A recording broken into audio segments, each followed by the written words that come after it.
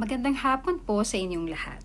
Ako po si Dr. Jacqueline Arsenal, isang gastroenterologist, isang espesyalista sa mga sakit na may kaugnayan sa ating digestive tract o daanan ng pagkain. Ngayong hapon, ako po ay inyong makakasama upang talakayin ang isa sa pinakakaraniwang karamdaman ng tiyan, ang GERD o gastroesophageal reflux disease.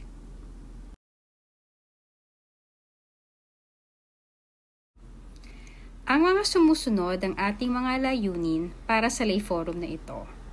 Ang una at ang pinakamahalaga ay ang alamin at itama ang mga maling konsepto tungkol sa GERD upang ito ay mas lubos nating maunawaan. Pag-uusapan din natin ang mga usual na sintomas ng GERD at paano ito nadadiagnose at ang mga paraan para ito ay mapabuti at magamot.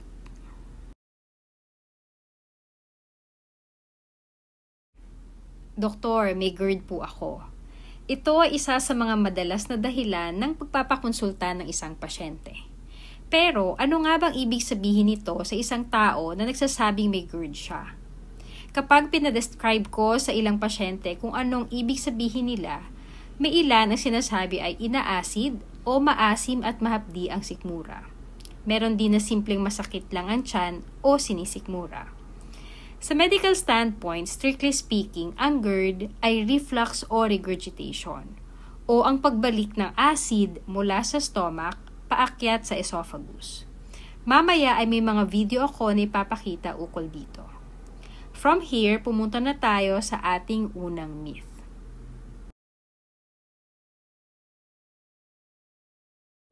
Sa ganitong paraan ko ipapakita ang mga maling paniniwala tungkol sa GERD. Ang layunin natin ay beat the myth o itama ang mga maling paniniwalang ito. Para sa unang myth, lahat ng sakit ng tiyan ay dahil sa GERD. May mga pasyente na basta sumakit ang tiyan, tingin nila ay GERD na ito. Ito ay hindi tamang paniniwala. Ipapakita sa susunod na video kung paano nangyayari ang GERD sa loob ng ating katawan.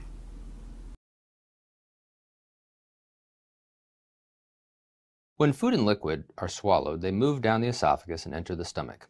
The valve in the lower esophagus, the esophageal sphincter, then closes to prevent stomach contents from re-entering the esophagus.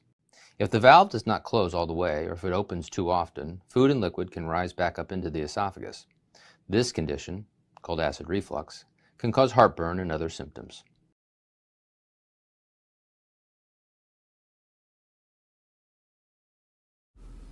To review, makikita ninyo yung 4 na litrato dito sa slide na to. Para sa picture number 1, makikita ninyo ang pagpasok ng pagkain sa esophagus.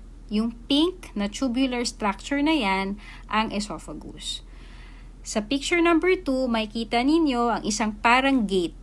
Okay, between the esophagus and the stomach, ang tawag dyan sa picture number 3, ang esophageal sphincter. Ito ang nagsisilbing gate para yung acid, which is represented by the green fluid sa stomach, ay hindi babalik or magre-reflux sa esophagus. Makikita sa picture number 4 na minsan pumapalya ang gate or ang esophageal sphincter. Pumapalya siya pwedeng dahil sa kinain natin, sa built natin, kagaya ng mga obese or overweight na pasyente, or kaya dahil sa habit natin, kagaya ng mga bisyo or pagkain few hours bago matulog. Pumapalya ang sphincter at ito ang nagiging dahilan kaya nagre-reflux ang acid at nagpe-present as GERD.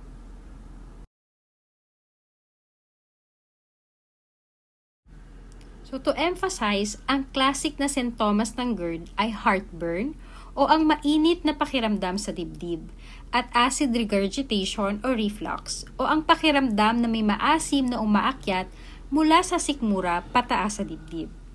Kapag ito ang nararamdaman ninyo, maaring ito ay dahil sa GERD. Otherwise, ang pagsakit ng inyong tiyan ay maaring dulot ng ibang dahilan at mas maigi na masuri ng isang espesyalista.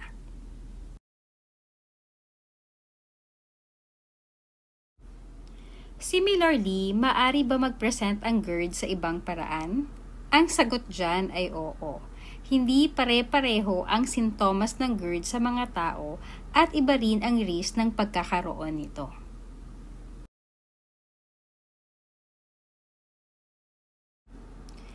Tatlo ang iba't ibang factors na nakakapag-impluwensya sa isang tao para magkaroon ng GERD. Una, ang epidemiologic factors kasama ang kasarian, edad, at timbang ng isang tao. Base sa pag-aaral, mas common ang GERD sa babae. Subalit, mas common ang mga komplikasyon kagaya ng esophagitis at cancer sa mga lalaki. Mas madalas din ang komplikasyon sa mga elderly na pasyente. Lastly, mas common ang GERD sa mga taong obese dahil sa mataas na pressure sa tiyan na nagiging dahilan ng mas madaling pag-reflux ng acid. Sunod ay ang defensive factors o ang natural na depensa ng ating katawan laban sa GERD. Kasama dito ang sphincters na una nating napag-usapan.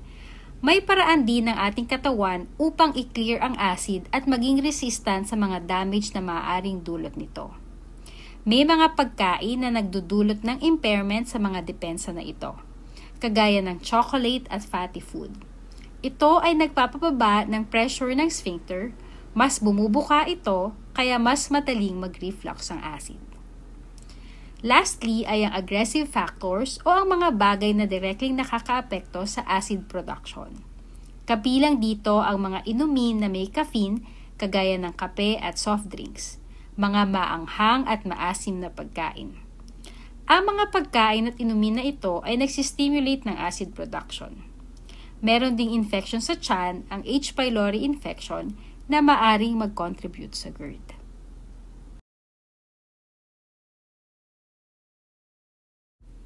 Kagaya na una nating napag-usapan, ang classic na symptoms ng GERD ay yung heartburn at regurgitation. Kung nararanasan mo ito at least 2 beses sa isang linggo, maaari kang ma-diagnose clinically as GERD. Sa kabilang banda, may mga pasyente na extraesophageal ang simptomas. Kabilang dito ang pananakit ng dibdib, matagal na ubo, at putol-putol na pagtulog. Ngunit, mahalaga pa rin na masurin ang ibang dahilan ng mga sintomas na ito bago i-consider na ito ay dahil sa GERD. Ang GERD ay madalas ding nararanasan ng mga pasyenteng buntis, lalo na sa first trimester, mga obese na naoperahan, at mga pasyente na naka-NGT.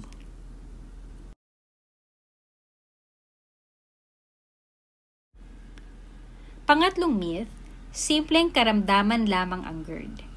Marami ang mayroong mild o moderate na simptomas lamang sa GERD, kaya hindi nila ito masyadong iniinda, until maging paulit-ulit o persistent na ito. Kaya marami ang nag-iisip na hindi importanteng medical condition ng GERD. Mali ito, dahil malaki ang impact ng GERD sa healthcare ng isang tao.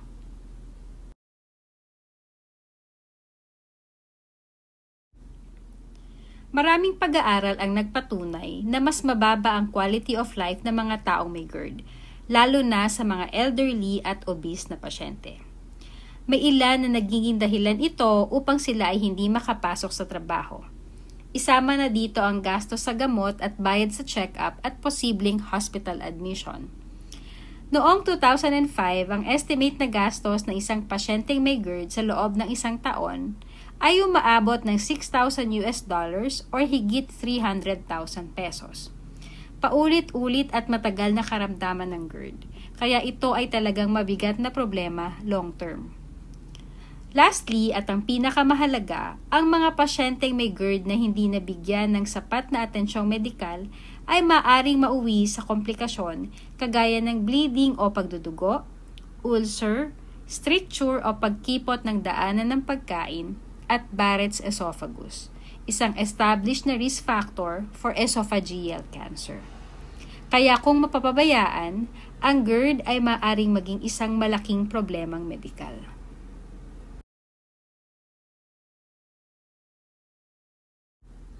Myth number 4. Madaming test ang kailangan gawin para ma-diagnose ang GERD. Mali ito.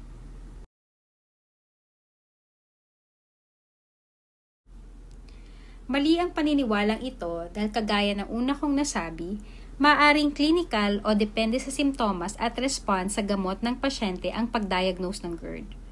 Kung classic ang presentation ng GERD, meaning reflux o at heartburn ang nararanasan ng pasyente, Maari siyang simulan ng gamot pang-suppress ng acid, kagaya ng omeprazole, pantoprazole at esomeprazole. Ang gamot ay kailangan inumin ng 2 linggo at kung bumalik ang sintomas matapos itigil ang gamot, ang diagnosis na GERD ay established dito. Hindi kinakailangan ng mabusisi at mamahaling ancillary test para mag-diagnose ng GERD. Walang blood test na makakapagsabi na may GERD ang isang tao. Kung kinakailangan, ang mga test para sa diagnosis ng GERD ay ang mga sumusunod: endoscopy, esophageal reflex testing, X-ray ng esophagus o barium esophagogram, at esophageal manometry. Sa mga ito, ang readily available at pinakamadaling gawin ay endoscopy. Ito ay isang procedure na ginagawa naming mga gastroenterologist sa mga pasyente may GERD kung ang sintomas nila ay hindi gumagaling sa mga naunang gamot na naibigay o kung mayroong red flag o warning sign ng isang pasyente, kagaya ng hirap o masakit na paglunok, pagbawas ng timbang, pagsusuka, at bleeding. Otherwise, ang diagnosis ng GERD ay primarily clinical.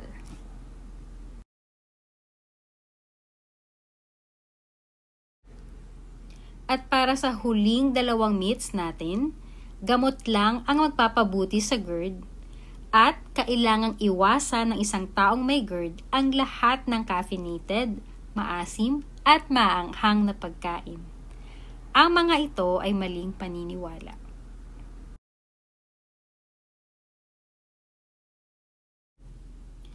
Ang table na ito ay pinapakita ang iba't ibang treatment options para sa uncomplicated na kaso ng GERD. Ang importanteng parte nito ay ang lifestyle modification, mga bagay na napatunayang epektibo para sa pagpapabuti at paggaling ng mga sintomas na dulot ng GERD.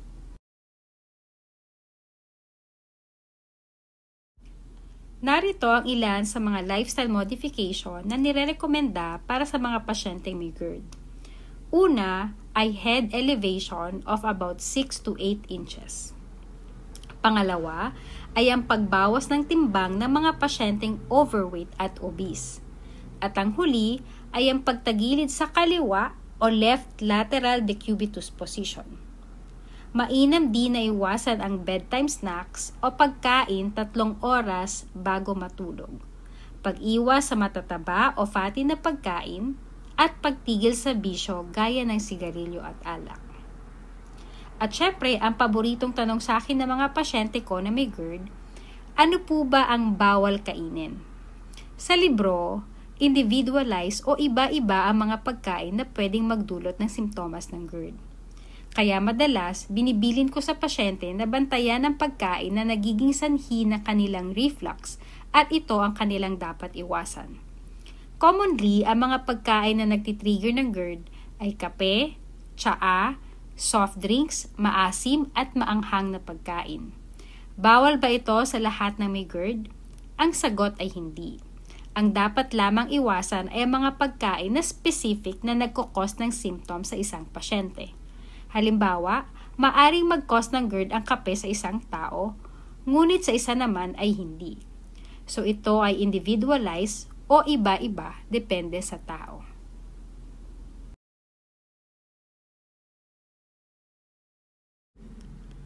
At ito naman ang ilan sa mga gamot na aming binibigay sa mga pasyenteng may GERD. Most ay over-the-counter o mga gamot na hindi kailangan ng reseta. Ngunit ang aking personal na opinyon ay mag-over-the-counter medications lamang para sa mabilisan at paunang lunas ng inyong nararamdaman. Mas mainam pa rin na magpatingin at magpasuri sa isang espesyalista, lalong-lalo na kung hindi bumubuti o paulit-ulit ang inyong simptomas. Lalo na, hindi naman mura ang gamot, kaya mahalaga na tama ang gamot na inyong binibili para sa inyong karamdaman.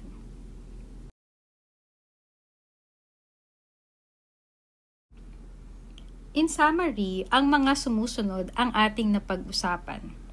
Una, hindi lahat ng sakit ng tiyan ay dahil sa GERD at ang classic na presentasyon nito ay heartburn o regurgitation o reflux. Pangalawa, malaki ang impact ng GERD sa kalusugan, kalidad ng buhay, at ekonomiya ng isang tao, kaya hindi ito dapat ipagsawalang bahala. At huli, maaring iba-iba ang presentasyon at trigger ng GERD sa bawat tao.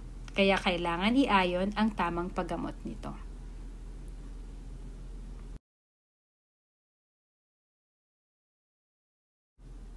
Thank you.